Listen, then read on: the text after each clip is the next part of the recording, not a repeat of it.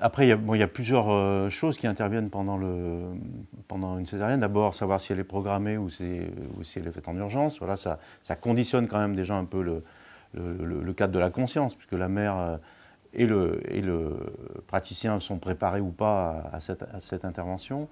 Ensuite, c'est vrai que, vous voyez, dans ce processus de naissance, il y a tout un passage qui s'appelle la descente dans la filière pelvigénitale, en fait, qui est une descente de progression dans laquelle le nouveau-né, en fait, il va justement conscientiser sa relation à la vie, d'une certaine façon. C'est-à-dire que quand il progresse, il va vers le mouvement vital, et puis quand il ne progresse plus, eh bien, il va plutôt vers quelque chose qui le met dans...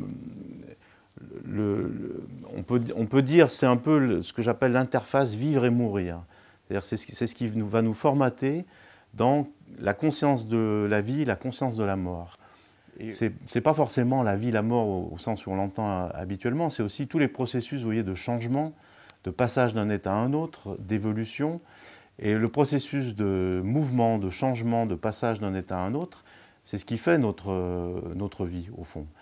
La vie, c'est le choix et c'est pouvoir justement faire des choix, pouvoir abandonner des choses, passer à d'autres éléments dans tout ce qu'on va faire. Tous les compartiments de la vie sont structurés par ça. Et cette notion, vous voyez, vivre et mourir, en fait, moi je la positionne sur un axe qui nous structure, un axe d'horizontalité. C'est-à-dire que derrière nous, on a tout ce qui est mémoire, mémoire psychique et mémoire physique.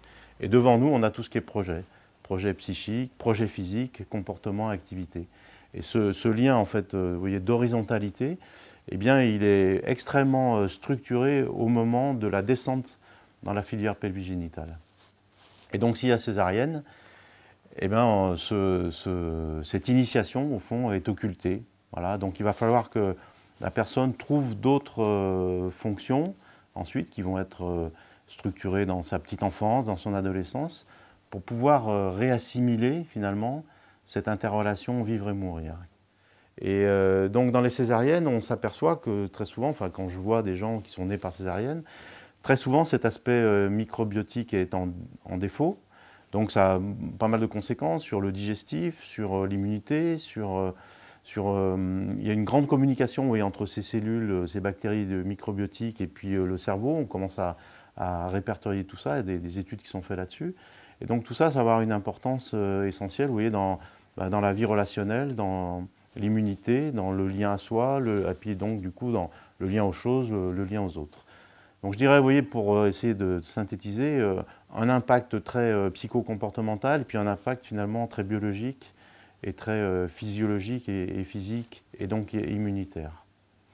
Donc ça, après, on a des moyens, si vous voulez, de prendre ça en charge et d'essayer justement d'apporter des corrections pour que l'individu, s'il n'a pas vécu ça, il puisse renouer avec ses paramètres. Et donc peut-être, dans ce que vous faites, la notion d'image, vous voyez, la notion de se voir venir au monde comme ça par césarienne, peut-être ça peut avoir un impact positif pour renouer et reconscientiser tout ce qui avait été occulté pendant ce moment-là, pendant cette période-là.